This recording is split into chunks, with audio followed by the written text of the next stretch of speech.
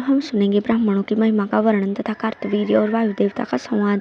युधिष्ठिर ने पूछा, पितामह, संसार में कौन मनुष्य पूज्य है, किनको नमस्कार करना चाहिए, किनके साथ कैसा बर्ताव करना उचित है तथा कैसे लोगों के साथ किस प्रकार का आचरण करने से कोई भी हानि नहीं होती।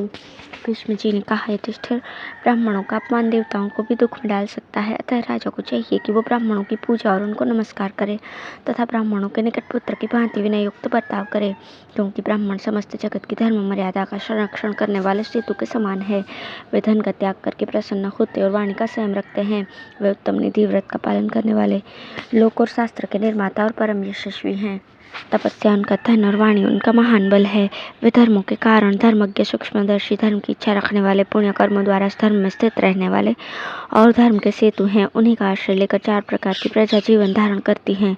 ब्राह्मण ही सबके पथ प्रदर्शक, नेता, यज्ञ का भार वहन करने वाले और सनातन हैं। वे देवता, पितर और अतिथियों के मुक्त तथा हव्य कव्य में प्रथम भोजन के अधिकारी हैं। ब्राह्मण सबको उपदेश देने वाले हैं। वेद ही उनका साधन है। वे शास्त्र ज्ञान में कुशल, मोक्ष धर्म के ज्ञाता, सब जीवों की गति को जानने वाले और आध्यात्म तत्व का चिंतन करने वाले हैं। उन्हें आदि, मध्य और अवसान का ज्ञान होता है। उनके संशय दूर हो गए होते हैं। वे ऊंच नीच, भूत भविष्य के ज्ञाता और परम गति को जानने वाले हैं। सब प्रकार के बंधनों से मुक्त और निष्पाप हैं। उनके चित्त पर द्वंद्वों का प्रभाव नहीं पड़ता। वे सब प्रकार के परिग्रह का त्याग करने वाले और सम्मान पाने के योग्य हैं। यानी महात्मा उन्हें सदा ही आदर देते रहते हैं। वे चंदन और मल की कीचड़ में, भोजन और उपवास में तथा रेशमी वस्त्र और मृगशाला में समान दृष्टि रखते हैं। वे चाहें तो बहुत दिनों तक बिना भोजन किए रह सकते हैं। अपने इंद्रियों को वश में रखकर स्वाध्याय करते हुए शरीर को सुखा सकते हैं और जो देवता नहीं है उसको देवता बना सकते हैं। यदि वे कोप में भर जाएं तो देवताओं को भी देवत्व से भ्रष्ट कर सकते हैं। दूसरे लोक और लोकपालों की रचना कर सकते हैं। उन्हीं महात्माओं के श्राप से समुद्र का पानी पीने योग्य नहीं रहा। उनकी क्रोधाग्नि दंडकारण्य में आज तक शांत नहीं हुई। वे देवताओं के भी देवता, कारणों के भी कारण और प्रमाण के भी प्रमाण हैं। भला कौन मनुष्य बुद्धिमान होकर भी उन ब्राह्मणों का अपमान करेगा। ब्राह्मणों में कोई बूढ़े हो या बालक, सभी सम्मान के योग्य हैं। ब्राह्मण लोग आपस में तप और विद्या की अधिकता देखकर एक दूसरे का सम्मान करते हैं। विद्याहीन ब्राह्मण भी देवता के समान और परम पवित्र माना जाता है। फिर जो विद्वान है उसके लिए तो कहना ही क्या है, वह तो महान देवता के समान है। युधिष्ठिर ने पूछा, महामते, आप कौन सा फल देखकर और किस कर्म का उदय सोचकर ब्राह्मणों की पूजा करते हैं। भीष्म जी ने कहा, राजन, जिस विषय में कार्तवीर्य, अर्जुन और वायु देवता के संवाद रूप एक इतिहास का वर्णन किया जाता है वो सुनो। पूर्व काल की बात है। माहिष्मती नगरी में सहस्त्र भुजाधारी कार्तवीर्य अर्जुन नाम वाला एक राजा राज्य करता था। वो महान, बलवान और सत्य पराक्रमी था। इस लोक में सर्वत्र उसी का आधिपत्य था। एक समय कृतवीर्य कुमार अर्जुन ने क्षत्रिय धर्म को आगे करके विनय और शास्त्र ज्ञान के अनुसार बहुत दिनों तक मुनिवर दत्तात्रेय की आराधना की और अपना सारा धन उनकी सेवा में अर्पण कर दिया। दत्तात्रेय जी उसके ऊपर संतुष्ट हुए और उसे 3 वर मांगने के लिए उन्होंने आज्ञा दी। तब राजा ने कहा, भगवान, मैं युद्ध में तो 1000 भुजाओं से युक्त रहूं, किंतु घर पर मेरी 2 ही बाहें रहे। रणभूमि में सभी सैनिकों को मेरी 1000 बाहें दृष्टिगोचर हों और मैं अपने पराक्रम से संपूर्ण पृथ्वी को जीत लूं। इस प्रकार पृथ्वी को धर्म के अनुसार प्राप्त कर मैं आलस्य रहित होकर इसका पालन करूं। इसके सिवा एक बात के लिए और प्रार्थना करता हूँ, मुझ पर कृपा करके आप उसे भी पूर्ण करें। यदि कभी सन्मार्ग का परित्याग करके असत्य मार्ग का आश्रय लूँ तो साधु पुरुष मुझे राह पर लाने के लिए शिक्षा दें।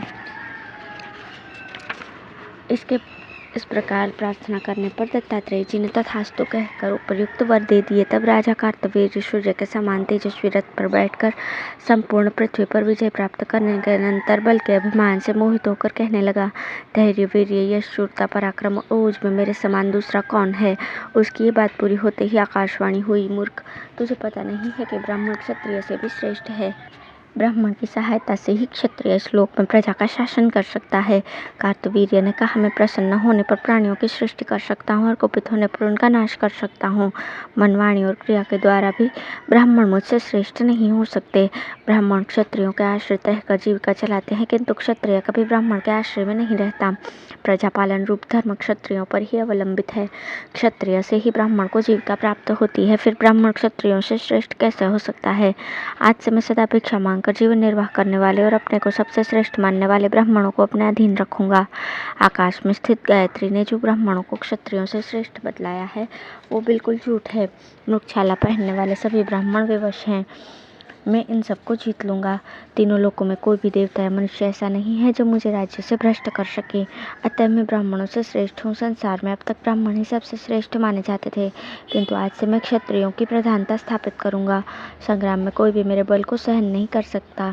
यह सुनकर अंतरिक्ष में स्थित हुए वायु देवता ने कहा, कार्तवीर्य, तू इस दूषित भावना को त्याग दे और ब्राह्मणों को प्रणाम कर। यदि तू इनकी बुराई करेगा तो तेरे राज्य में विप्लव मच जाएगा।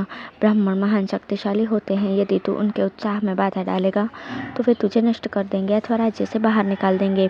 ये बात सुनकर कार्तवीर्य ने पूछा, महानुभाव, आप कौन हैं?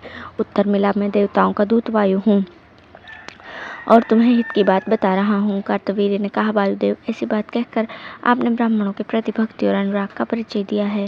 अच्छा, आपकी जानकारी में यदि कोई पृथ्वी, वायु, जल, अग्नि, सूर्य अथवा आकाश के समान श्रेष्ठ ब्राह्मण हो तो उसे बताइए। वायु ने कहा, मूर्ख, मैं महात्मा ब्राह्मणों के कतिपय गुणों का वर्णन करता हूँ, सुन। तूने पृथ्वी, जल और अग्नि आदि जिन लोगों का नाम लिया है उन सब की अपेक्षा ब्राह्मण श्रेष्ठ है। एक बार राजा अंग के साथ स्पर्धा होने के कारण पृथ्वी की अधिष्ठात्री देवी लोक धारण रूप अपने धर्म का परित्याग करके अन्यत्र चली गई। उस समय विप्रवर काश्यप ने ही अपनी शक्ति से स्थूल पृथ्वी को थाम रखा था, इसलिए ब्राह्मण मर्त्य लोक और स्वर्ग में भी अजय हैं। पहले की बात है, महामना अंगिरा मुनि जल को दूध की भांति पी रहे थे। उस समय उन्हें पीने से तृप्ति ही नहीं होती थी, अतः पीते पीते वे सारी पृथ्वी का जल पी गए। तत्पश्चात फिर उन्होंने जल का महान स्रोत बहाकर संपूर्ण पृथ्वी को भर दिया। वही अंगिरा मुनि एक बार मेरे ऊपर कुपित हो गए थे। उस समय उनके डर से इस जगत को त्याग कर मुझे बहुत दिनों तक अग्निहोत्र की अग्नि में निवास करना पड़ा था। महर्षि गौतम ने इंद्र को अहिल्या पर आसक्त होने के कारण श्राप दे दिया था। केवल धर्म की रक्षा के लिए उनके प्राण नहीं लिए। समुद्र पहले मीठे जल से भरा रहता था, किंतु ब्राह्मणों के श्राप से उसका पानी खारा हो गया। अग्नि का रंग पहले सोने के समान था, उसमें से धुआं नहीं उठता था और उसकी लपट सदा ऊपर की ओर ही उठती थी, किंतु क्रोध में भरे हुए अंगिरा ऋषि ने उसे श्राप दे दिया, इसलिए अब उसमें पूर्वोक्त गुण नहीं रह गए।